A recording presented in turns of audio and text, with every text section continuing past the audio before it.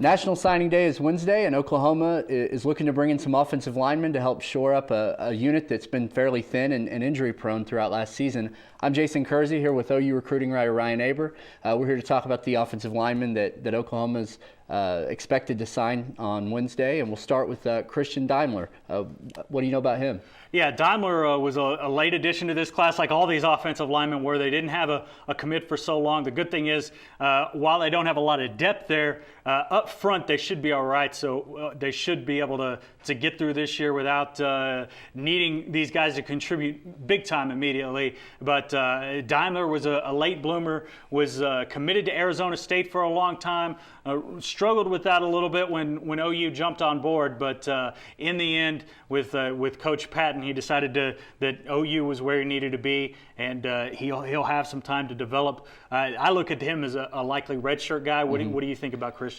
Yeah, I think that's right. I think that in some of those positions they're in really good shape, and I think he's a guy that clearly could use a little bit of time to develop and really could be a great player down the line with that time. We'll also look at Deontay Savage, a guy who they just Oklahoma just flipped from Baylor. Become somewhat of a tradition here. Oklahoma flipping commits from Baylor. What do you see in him? A guy from Arizona Western, same college as Damian Williams. Yeah, I think Savage is an interesting case. He bounced back and forth between Arizona Western and a couple of other junior colleges up near his Michigan home as he worked to gain his academic eligibility, but there was never any doubt about his on-the-field talent.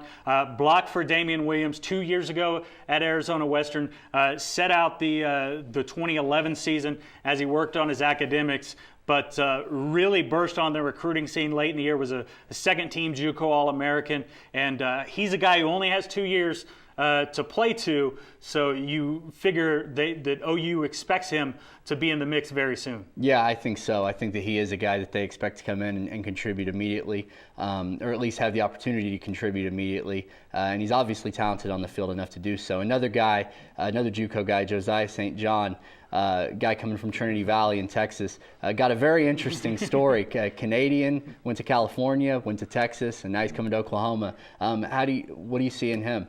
Well, I think he's a lot like Savage, no doubt about his talent, but needed to get some academic things shored up. Like you said, went from Toronto to California and then finally to Trinity Valley. Trinity Valley has a big-time reputation for developing these kinds of players and turning them from guys who are going to have problems staying eligible into big-time Division I guys, and certainly St. John has that potential at least. Yeah, and he's a guy, I had a chance to talk to him last week, and he's a guy who told me he was told he's going to have an opportunity to come right in and compete for that left tackle spot. They bring back Tyrus Thompson and they bring back Darrell Williams, but this is certainly a guy I think who's talented enough to step right in and contribute immediately at a unit where they really are lacking in depth. National Signing Day is Wednesday, and be sure for the best coverage of Oklahoma football to stay with newsok.com and every morning in the Oklahoman.